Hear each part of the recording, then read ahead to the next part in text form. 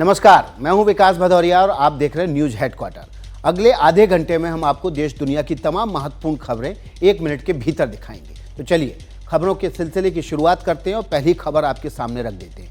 पहली खबर छत्तीसगढ़ से है। छत्तीसगढ़ के बीजापुर में नक्सलियों ने बड़ा हमला किया। इम्प्रोवाइज्ड एक्सप्लोसिव डिवाइस यानी कि आईईडी से सुरक्षा बलों की गाड़ी उड़ा दी। इस हमले में गाड़ी के ड्राइवर सहित 9 जवान शहीद हो गए। नक्सलियों की तरफ से बीजापुर जिले के कुटूर रोड पर लगाई गई बारूदी सुरंग में किया गया ये धमाका इतना ताकतवर था कि जमीन पर गहरा गड्ढा हो गया और सुरक्षा बलों की गाड़ी के परखच्चे उड़ गए। गाड़ी का एक हिस्सा एक ऊंचे पेड़ पर भी अटक गया। इस वारदात में शहीद हुए सारे जवान दंतेवाड़ा डिस्ट्रिक्ट रिजर्व गार्ड यानी डीआरजी का हिस्सा थे, जिसने रविवार को ही दंतेवाड़ा, नारायणपुर और बीजापुर में बड़े ऑपरेशन को अंजाम दिया था। इलाके में तलाशी अभियान के बाद ये कैंप लौट रहे थे, लेकिन कैंप तक पहुंचने से पहले ही दोपहर करीब 2:15 बजे नक्सलियों ने हमला कर दिया। ऐसा पहले नहीं होता था। पहले दोनों तरफ से कैजुअलिटी होती थी, लेकिन अब सैनिकों की बहुत कम कैजुअलिटी हो रही है। खास बात यह है कि सुरक्षा बलों ने एक दिन पहले ही 5 नक्सलियों को मार गिराया था। ये हमला उसके ठीक बाद किया गया है।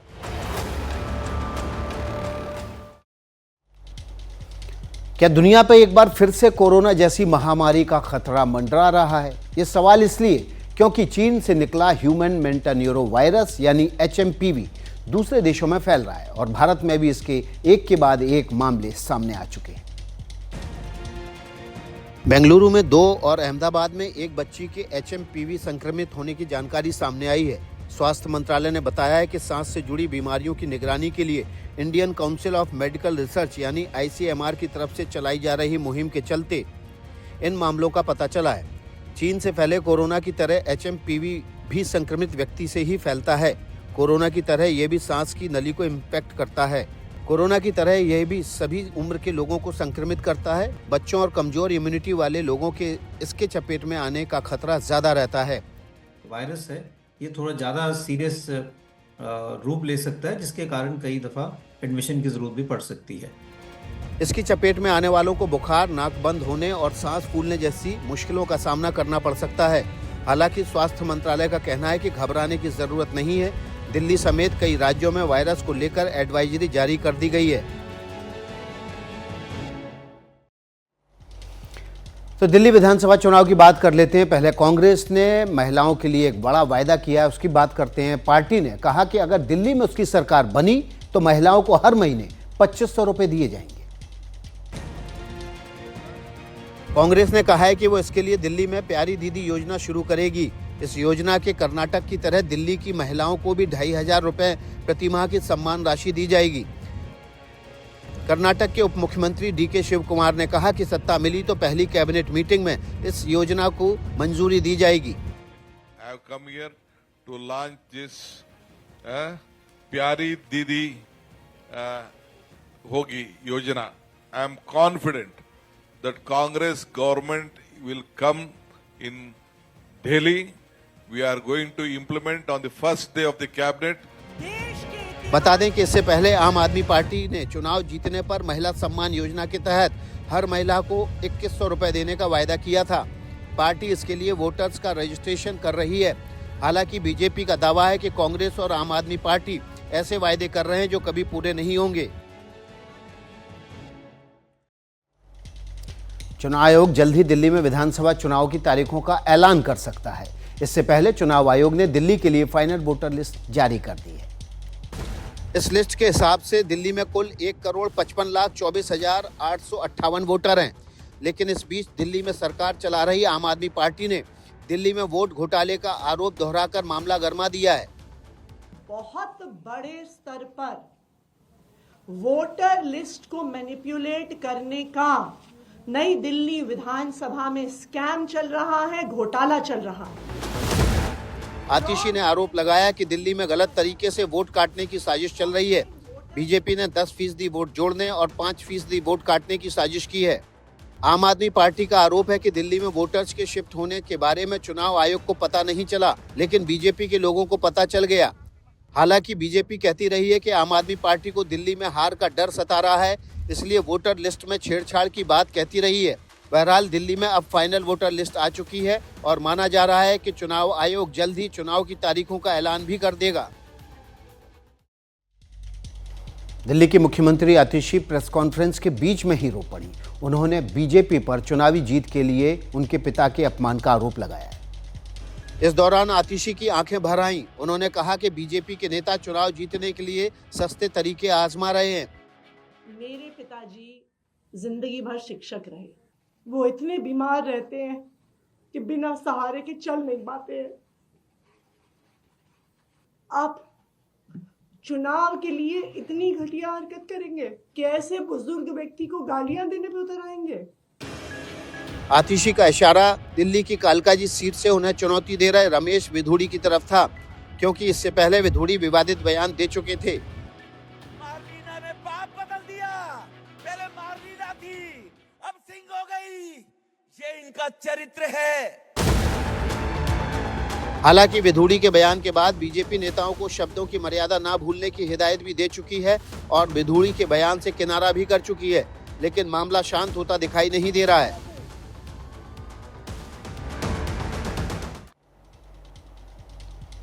दिल्ली चुनाव में आम आदमी पार्टी भावनात्मक मुद्दे उठा रही है, तो भारतीय जनता पार्टी भी पीछे नहीं है। कभी आम आदमी पार्टी को घेरने के लिए आंकड़े सामने लाती है, तो कभी पोस्टर जारी कर देती है। भारतीय जनता पार्टी ने एक पोस्टर आज भी जारी किया है। इसमें दिल्ली के पूर्व मुख्यमंत्री अरविंद केजरीवाल बाइक पर बैठे दिखाई दे रहे हैं। बीजेपी ने इसके जरिए केजरीवाल पर दिल्ली को लूटने का आरोप लगाया है। दिल्ली बीजेपी अध्यक्ष वीरेंद्र सचदेवा केजरीवाल की सियासी घेराबंदी के लिए कुछ आंकड़े इससे पहले भी पेश कर चुके थे। दिल्ली के सीएम हाउस का मॉडल लेकर बैठे सचदेवा ने सीएजी रिपोर्ट का हवाला देते हुए आरोप लगाया कि दिल्ली के सीएम हाउस पर बेतहाशा रुपए खर्च किए गए, लेकिन इसके लिए एमसीडी से इजाजत नहीं ली गई। तुम अभी सिर्फ शराब घोटाले में जेल गए हो, अभी तो ये शीश महल बाकी है। तुम्हें दिल्ली की जनता को जवाब देना होगा कि ये पैसा आया कहाँ से। दिल्ली में पीडब्ल्यूडी दिल्ली सरकार के तहत आती है, लिहाजा केजरीवाल पर आरोप लगा रहे वीरेंद्र सचदेवा ने पीडब्ल्यूडी के अफसरों पर भी गंभीर आरोप लगाए। उन्होंने कहा कि सीएम हाउस को सजाने संवारने के नाम पर जो घोटाला हुआ उसमें पीडब्ल्यूडी के अफसर भी शामिल हैं। तो गैंगस्टर लॉरेंस बिश्नोई की 2025 वाली हिट लिस्ट को लेकर सूत्रों ने बड़ी जानकारी एनडीटीवी के साथ साझा की है। बताया जा रहा है कि लॉरेंस ने इस साल अपने कई दुश्मनों को मारने के लिए हिटमैन फिक्स कर दिए। साबरमती जेल में बंद लॉरेंस बिश्नोई की इस हिट लिस्ट में अमेरिका से लेकर पाकिस्तान और कनाडा तक के टारगेट हैं। अपने हर विरोधी के सफाई की तैयारी में जुटे लॉरेंस ने अपने इंटरनेशनल सिंडिकेट को टारगेट किलिंग की जिम्मेदारी सौंप दी है। पाकिस्तान में दुश्मनों के सफाई का जिम्मा उसने गोल्डी बराड़ को दिया है। अमेरिका में बैठे दुश्मनों को खत्म करने का जिम्मा लॉरेंस ने रोहित गोदारा और जग्गा धुरकोट को सौंपा है। कनाडा में बैठे लॉरेंस के दुश्मनों की सफाई की जिम्मेदारी भी जग्गा धुरकोट को ही दी गई है। लॉरेंस की इस हिट लिस्ट में वैसे तो कई नाम हैं, लेकिन अभिनेता सलमान खान नंबर 1 पर हैं। दूसरे नंबर पर अमेरिका में बैठे खालिस्तानी आतंकी गुरपरवंत सिंह पन्नू का नाम है। तीसरे नंबर पर अंडरवर्ल्ड डॉन दाऊद इब्राहिम और डी कंपनी के गुर्गे हैं। लॉरेंस की क्राइम कंपनी ने इन्हें मारने की सुपारी अपने 10 बड़े शूटर्स को दी है। इस लिस्ट के सामने आने के बाद सुरक्षा एजेंसियां सतर्क हो गई हैं। लखनऊ चलते हैं। यहां ना पुलिस का खौफ है, ना कानून का डर। उत्तर प्रदेश की राजधानी लखनऊ में दबंगों ने बीच सड़क पर खड़े होकर फायरिंग की और आराम से टहलते हुए चले गए। आप सिर्फ फायरिंग गिनते जाइए। ये तस्वीरें लखनऊ में चिन्हट की एमिटी ग्रीन सिटी की हैं और निशाने पर हैं इस ग्रीन सिटी में रहने वाले अतुल मिश्रा, जिनके घर पर नरेंद्र नाथ शुक्ला नाम के दबंग ने ताबड़तोड़ फायरिंग कर दी। इस फायरिंग के पीछे रुपए के लेन देन को वजह बताया जा रहा है कि नरेंद्र नाथ शुक्ला ने पहले अतुल मिश्रा से फ़ोन पर झगड़ा किया।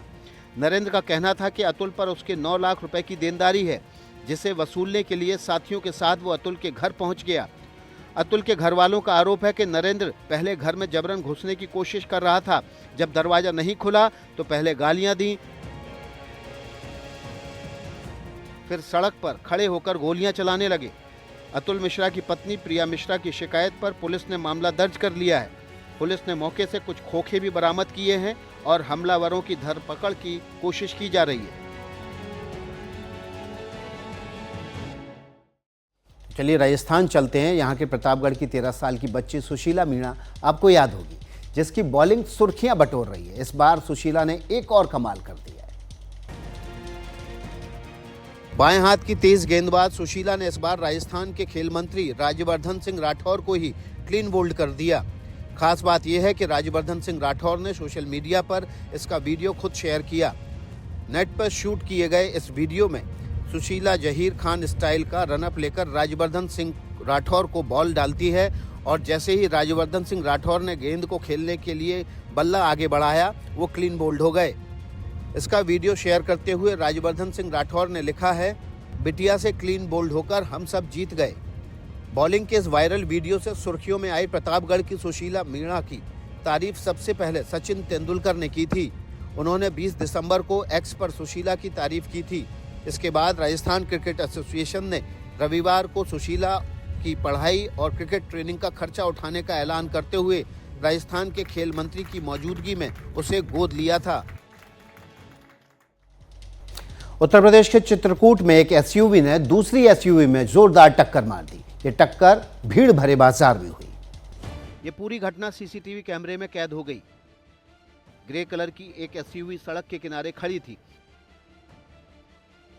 इस बीच पीछे से ब्लैक कलर की दूसरी एसयूवी आई और उसने पहले से सड़क के किनारे खड़ी एसयूवी को टक्कर मार दी।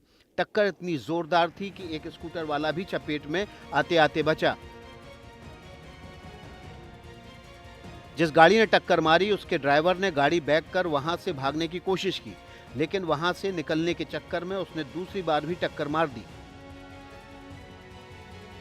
हादसे के बाद लोगों को जमा होते देख ब्लैक एसयूवी वाले ने एक बार फिर गाड़ी बैक की और वहां से भाग गया।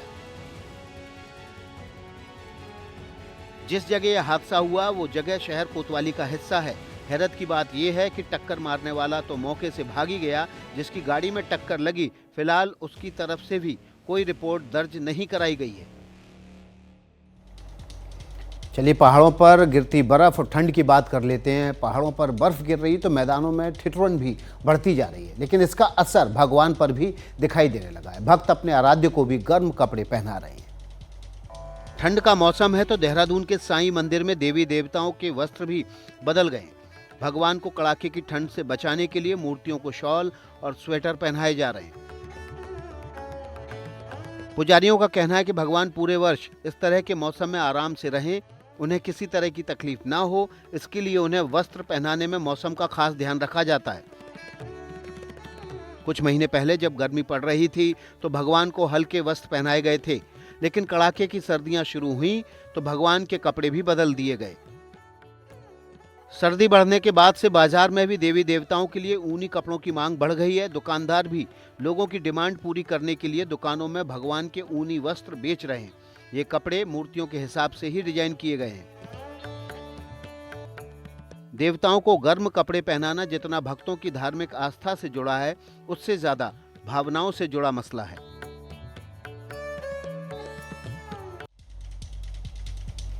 चलिए महाकुंभ की बात कर लेते हैं। प्रयागराज में महाकुंभ के लिए सुरक्षा के बेहद सख्त इंतजाम किए गए हैं। ये इंतजाम ऐसे हैं कि परिंदा भी पर नहीं मार पाए। इस बार महाकुंभ के दौरान 40 करोड़ से ज्यादा श्रद्धालुओं के प्रयागराज पहुंचने की उम्मीद है, लिहाजा सुरक्षा चाक चौबंद रहे, इसके लिए एजेंसियों ने मेला क्षेत्र में सुरक्षा के 7 लेयर तैयार किए हैं। मेले में हिस्सा लेने के लिए देश दुनिया से बड़ी संख्या में लोग पहुंच रहे हैं, लिहाजा आतंकवादी घटनाओं की आशंका को भी दरकिनार नहीं किया जा सकता। इसी बात को ध्यान में रखते हुए सुरक्षा बलों ने खास इंतजाम किए हैं। जवानों को अलग अलग वेश में तैनात किया गया है। इनमें से कुछ साधुओं के वेश में हैं तो कुछ भक्तों के वेश में। इन इंतजामों का जायजा लेने के लिए पुलिस के आला अधिकारियों ने कुंभ मेला क्षेत्र पहुंचकर वहां का हालचाल जाना और मेले के इंतजाम में जुटी एजेंसियों से भी बात की। मेला क्षेत्र में भीड़ पर नजर रखने के लिए लेटेस्ट टेक्नोलॉजी का इस्तेमाल किया जा रहा है। AI से लैस सीसीटीवी कैमरे लगाए जा रहे हैं। कुंभ मेला में आए साधु संतों का कहना है कि वो सुरक्षा के मामले में पुलिस से पूरा सहयोग बनाए रखेंगे। ये महाकुंभ में आने वाले हर शख्स की जांच की भी मांग कर रहे हैं।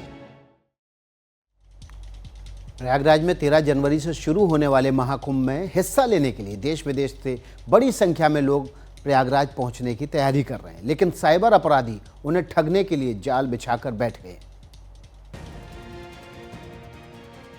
ये साइबर अपराधी बड़ी कंपनियों से मिलते जुलते नाम वाले फर्जी वेबसाइट बनाकर होटल और प्रसाद बुक करने की कोशिश करने वालों को चूना लगा रहे हैं। ये लोगों से ऑनलाइन पेमेंट तो ले लेते हैं, लेकिन बाद में गायब हो जाते हैं। पिछले 3 साल में ये साइबर अपराधी 62,000 लोगों को ठगी का शिकार बना चुके हैं। अब उत्तर प्रदेश पुलिस ने लोगों को ऐसे साइबर ठगों से बचाने के लिए 40 वेबसाइट्स की पहचान कर उन्हें ब्लॉक किया है। इसके साथ ही लोगों को इनके बारे में जागरूक करने के लिए पुलिस ने एक वीडियो भी जारी किया है। इस वीडियो के जरिए लोगों को साइबर स्कैम से आगाह करने के साथ ही पुलिस ने सिर्फ रजिस्टर्ड वेबसाइट से ही बुकिंग कराने की सलाह दी है और प्रयागराज महाकुंभ में ठहरने के अधिकृत स्थानों की लिस्ट भी जारी की है। इसलिए आप भी अगर कुंभ जाने की तैयारी कर रहे हैं तो सतर्क रहें और सुरक्षित रहें, वरना साइबर ठग आपको भी शिकार बना सकते हैं।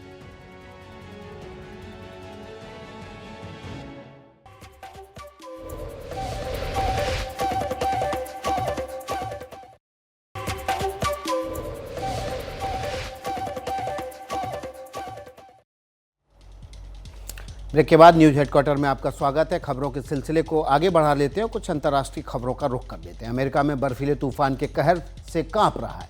आंधी के साथ लगातार हो रही बर्फबारी और गिरते पारे ने हालात खतरनाक बना दिए।